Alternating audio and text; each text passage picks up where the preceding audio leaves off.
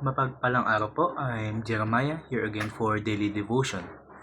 Ang title ng devotion natin ngayon is, Ano ang pinagkaiba ng pardon at amnesty?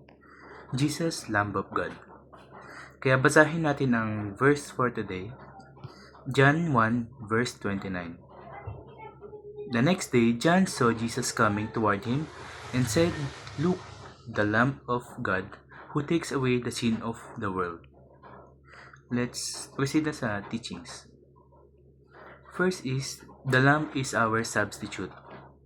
Nung sabi ni John, Behold the Lamb of God, dinedeclare niya na si Jesus yung papalit sa lugar natin.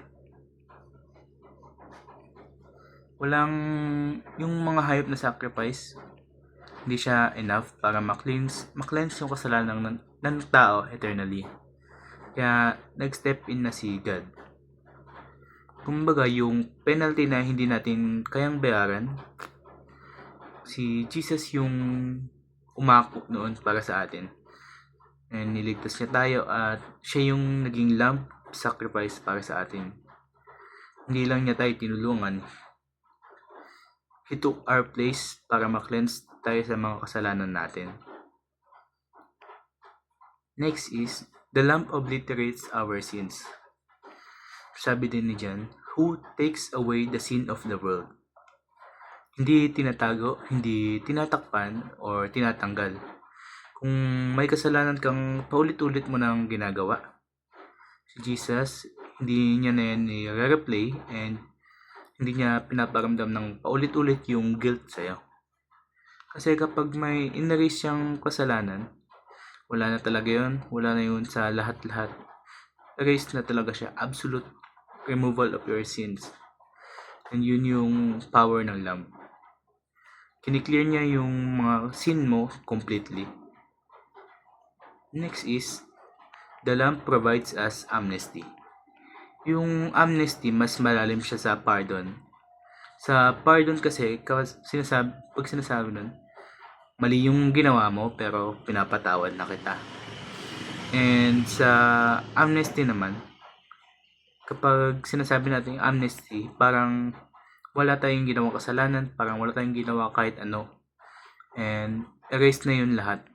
And ayun yung binigay ni Jesus. Hindi lang okay ka na dahil pinapardon kita and binalik niya yung dignity natin and yung identity. Hindi lang tayo napatawad, na clear na din tayo sa mga kagagawan nating mga kasalanan. Let's proceed na sa application.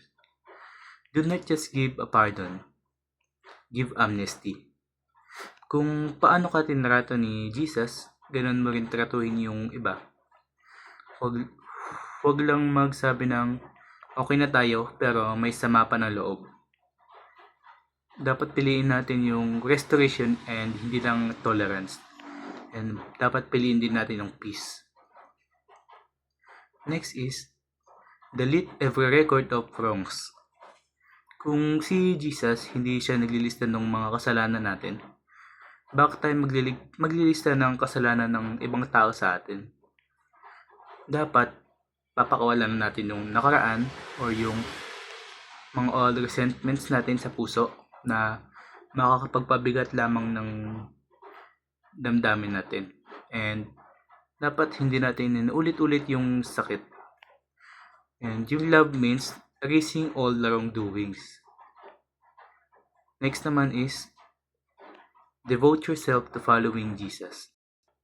Kung siya yung pumalit sa'yo, siya yung nag-alis ng guilt mo, siya yung nagbigay ng bagong simula, then yung tamang response lang natin is sabihin natin, Lord, yung buhay ko ay ibibigay ko sa'yo.